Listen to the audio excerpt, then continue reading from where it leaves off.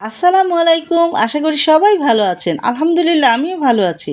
আজকে আমি আপনাদের সাথে কলাই বা খেসারি শাকের ভর্তা রেসিপি শেয়ার করব। এই ভর্তাটা খেতে কিন্তু দারুণ লাগে, তাই আর লোভ সামলাতে পারলাম না। তৈরি করে ভাত নিয়ে নিজেই বসে গেছি। সাথে একটি টালা শুকনো মরিচও কিন্তু নিয়ে নিয়েছি। আর এই ভর্তাটা দিয়ে ভাতটা মাখিয়ে নিলে কিন্তু ভাতটা একেবারে সবুজ হয়ে যাবে। মুখে দিতেই শুধু একটা কথাই হবে, আলহামদুলিল্লাহ।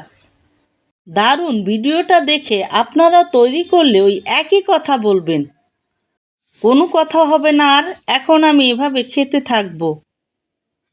আমি যেভাবে শাকগুলো ধুয়েছি সেটাও একটু শেয়ার করে নিলাম, যদি আপনাদের কারো উপকার হয়। আর বেসিনটা কিন্তু আমি সবসময় সাবান দিয়ে মেজে পরিষ্কারই রাখি। এখন ছিদ্রটা এভাবে লাগিয়ে নিয়ে শাকগুলো দিয়ে কলটার পানিটা ছেড়ে একেবারে ডুবো পানিতে ৪-৫ বার ভালো করে কষলে ধুয়ে নিব, কারণ এই শাকে কিন্তু প্রচুর বালি থাকে। এখন আমি ১ বাটি পানি ঝরিয়ে নেওয়া শাকগুলো কুচিয়ে নিয়েছি। আর এভাবে কুচিয়ে নিলে এটা শিলপাটায় যখন বেটে নিব তখন আঁশ বের হবে না, খুব সুন্দর বাটা হবে মিহি করে। মাঝারি সাইজের ৩টা পেঁয়াজ কুচিয়ে নিয়েছি। একটা দেশি রসুন মাঝারি সাইজের খোসা ফেলে নেওয়া, ১০-১২টা কাঁচামরিচ ভেঙে নেওয়া, আর শাক তো আছে কুচানো ১ বাটি।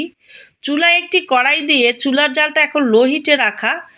২ টেবিল চামচের মতো সরিষার তেল দিয়ে এভাবে কড়াইয়ে একটু ঘুরিয়ে লাগিয়ে নিলাম। এখন আমি এখানে রসুন এবং কাঁচামরিচটা এর ভিতরে দিয়ে ৩-৪ মিনিট একটু ভেজে নিব নেড়ে, যাতে মরিচের স্কিনটা একটু হালকা গোল্ডেন কালার হয়, তাহলে মরিচের ফ্লেভারটা ভর্তাতে দারুণ হবে।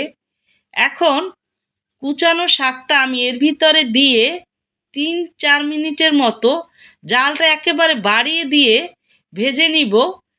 তারপরে আমি এখানে স্বাদ মতো লবণ দিব। প্রথমেই কিন্তু লবণ দিবেন না, তাহলে শাকে প্রচুর পানি বের হয়।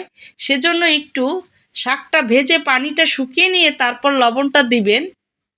আর তাছাড়া অনেকে শাকে লবণের পরিমাণটা দেওয়াটা আসলে বুঝে না। তারা এভাবে করে নিলে দেখবেন যে তখন আর বেশি কম হবে না। কুচানো পেঁয়াজটা দিয়ে আমি ভালো করে শাকটা ৩-৪ মিনিট ভেজে নিব। কোনো অবস্থাতেই জানি শাকে পানি না থাকে, সেটা খেয়াল রেখে নিতে হবে। এখন আমার তেলটাও কিন্তু পানি শুকিয়ে বের হয়ে গেছে শাকের, এবং সাইডটা কড়াইয়ের হালকা একটু গোল্ডেন কালার শাকগুলো হয়েছে। এখন চুলার জালটা বন্ধ করে দিয়ে ঠান্ডা করে নিব শাকগুলো। ধুয়ে নেওয়া পাটা পুতাটা আমি পরিষ্কার কাপড় দিয়ে ভালো করে শুকনো করে মুছে নিয়েছি। এখন শাকগুলো আমি এভাবে একেবারে মিহি করে বেটে নিব। যদি সম্ভব হয় তাহলে শিলপাটায় অথবা খাসওয়ালা মাটির এক টাইপের প্লেট এখন পাওয়া যায়, ওটাতে ডলেও করা যায়। একটা ভারী নোড়ার মতো থাকে, সেটা দিয়ে ডলে। ব্লেন্ডারে করলে কিন্তু ভর্তার পুরো টেস্টটা পাওয়া যায় না। এভাবে আমি একেবারে মিহি করে বেটে তারপরে পরিবেশন করে নিব। ভিডিওটা দেখে ভালো লাগলে প্লিজ প্লিজ আমার চ্যানেলটা সাবস্ক্রাইব করে লাইক শেয়ার করে নেবেন।